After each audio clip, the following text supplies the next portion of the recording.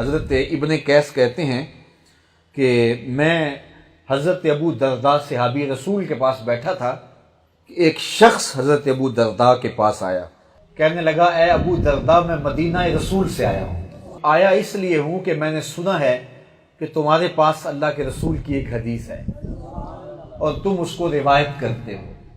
اور پھر کہا کہ ما جئت لحاجہ، مجھے دمشق میں کوئی اور کام نہیں تھا، نہ کسی رشتہ دار کو ملنے آیا ہوں، نہ کسی سے کاروباری ڈیل کرنی ہے، نہ میں دمشق شہر کو دیکھنے آیا ہوں، میں صرف رسول اللہ کی حدیث سننے آیا ہوں اور مدینہ شریف سے چلا ہوں اور میں تیرے پاس آیا ہوں۔ قالا، تو حضرت ابو درداء نے فرمایا فإنی سمعت رسول اللہ صلی اللہ علیہ وسلم، تو کہا سن، میں نے رسول کریم سے یہ حدیث سنی ہے، من سلک طریقا یطلب فیہ علما سلک اللہ بہ طریقا من طرق الجنہ۔ حضور نے ارشاد فرمایا کہ جو ایسے راستے پہ چلا جس راستے پر وہ علم کو حاصل کرنے کی غرض رکھتا تھا، اس کے چلنے کا مقصد یہ تھا کہ کوئی بات سیکھوں، علم سیکھوں، گھر سے چلا تو آرزو یہ تھی کہ کوئی علم کی بات مل جائے، کوئی جو ہے وہ مجھے نور علم نصیب ہو جائے۔ تو حضور نے ارشاد فرمایا کہ سلک اللہ بہ طریقا من طرق الجنہ، تو اللہ تعالیٰ جل شانہ اس کو جنت کے راستوں پر چلاتا ہے، اللہ نے اس کو جنت کے راستوں پر چلا دیا۔ تو گھر سے چل کے جب طلب علم کے لیے کوئی آتا ہے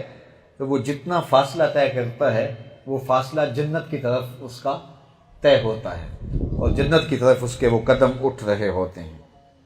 وَإِنَّ الْمَلَائِكَةَ لَتَضَعُ أَجْنِحَتَهَا رِضًا لِطَالِبِ الْعِلْمِ، اور بے شک اللہ کے فرشتے طالب علم کی رضا جوئی کے لیے اپنے پر اس طالب علم کے قدموں کے نیچے بچھا دیتے۔ یہ کتنا اعزاز ہے، کتنی تکریم ہے۔ آج جس کو بڑی تکریم دی جائے تو اس کے نیچے سرخ قالین بچھائے جاتے ہیں۔ یہ دنیا کا جو ہے وہ قاعدہ ہے کہ سرخ قالین جس کے قدموں تلے بچھائے جائیں تو یہ اس کی تکریم ہوتی ہے، اس کی عزت ہوتی ہے۔ تو کسی کے لیے سرخ قالین کتنے بچھائے جاتے ہیں؟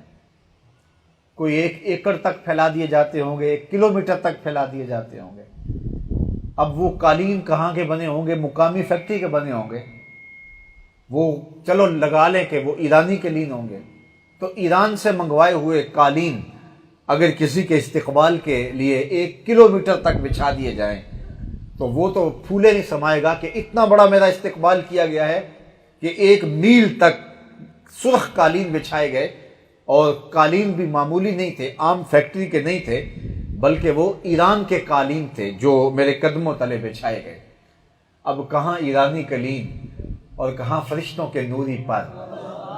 اللہ اکبر۔ اور وہ 1 کلومیٹر 2 کلومیٹر کے لیے نہیں بچھائے جاتے، اگر وہ طالب علم جو ہے وہ 1000 میل سے بھی چل کے آ رہا ہے وہاں تک پر بچھے ہوئے ہوتے ہیں،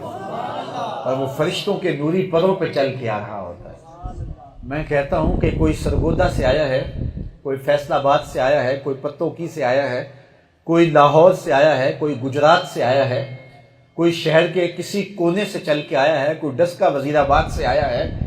تو دیکھو کہ